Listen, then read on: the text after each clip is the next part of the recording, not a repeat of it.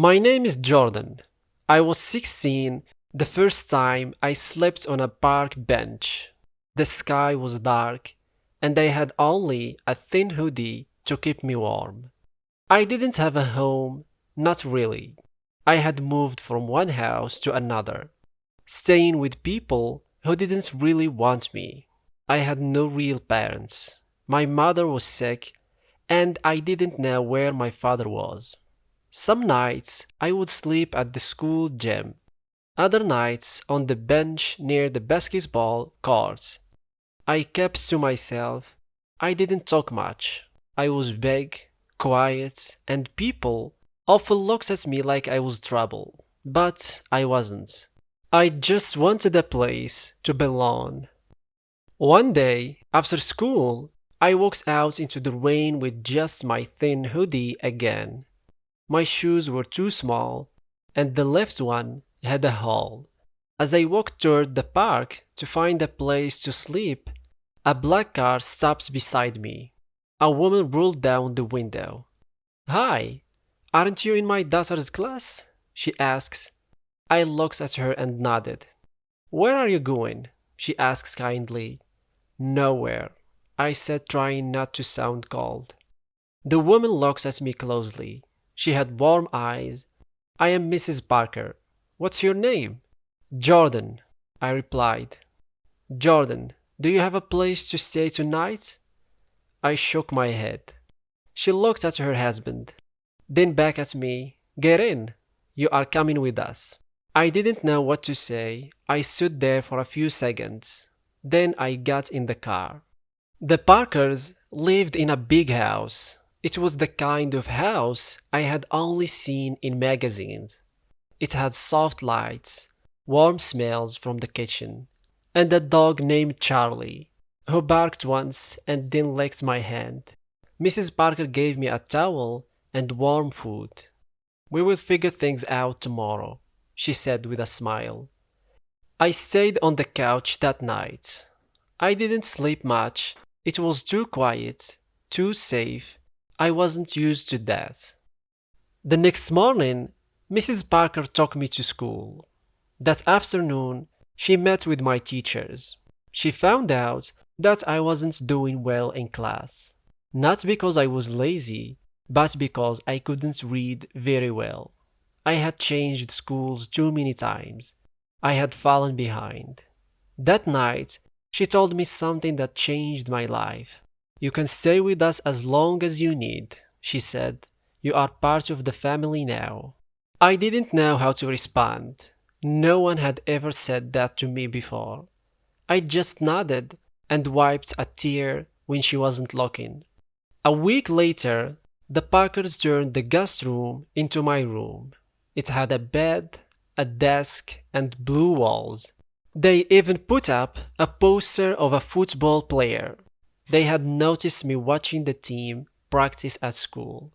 I had never had my own room. I sat on the bed and stared at the wall for a long time. I didn't know what to do with something so nice. At school, the coach noticed me too. I was tall, strong, and quiet. He asked me to join the football team. "Jordan," he said, "you have the body of a defender. You could be great." I didn't believe him at first, but the Parkers came to every game. They clapped when I ran, they cheered when I blocked, they even made signs with my name. One night, after a game, Mr. Parker put his hand on my shoulder. "You are a natural, and we are proud of you." I smiled, just a little. That was enough. But it wasn't all easy. My grades were still low. I needed help. Mrs. Parker hired a tutor to help me with reading, math, and writing.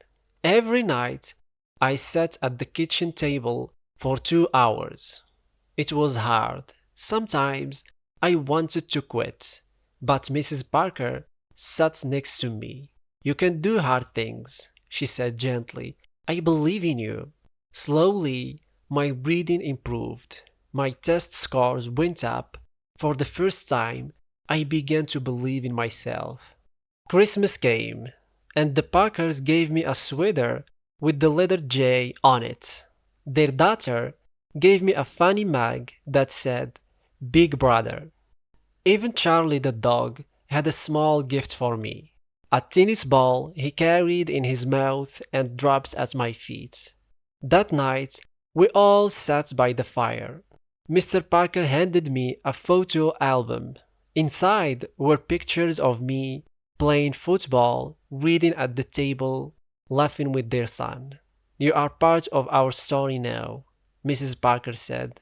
I couldn't stop the tears. They didn't call me a guest, they called me family. One day, a letter came in the mail.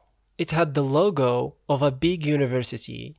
I was nervous to open it. My hands shook. You got this, Mrs. Parker said. I opened it. I read the first line and gasped. You got in?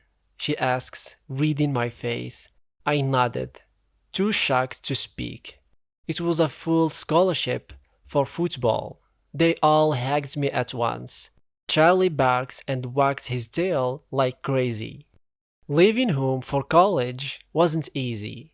I had come to love the blue walls in my room, the laughter in the kitchen, and the way Mrs. Parker always made pancakes on Saturdays. On the morning I left, I hugged everyone, even Charlie. Mrs. Parker held my face in her hands.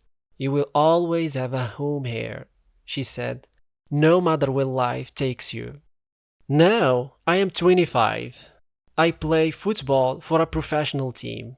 I have a small apartment, a dog just like Charlie, and a picture of the Parkers in my living room. I still visit every holiday. Mrs. Parker still makes pancakes. Mr. Parker still talks about football like I'm a high school kid. And their daughter calls me Big Bro in every message. One day, I will start my own foundation to help kids like me, kids who need more than just food or clothes, kids who need a place to belong. I didn't get lucky.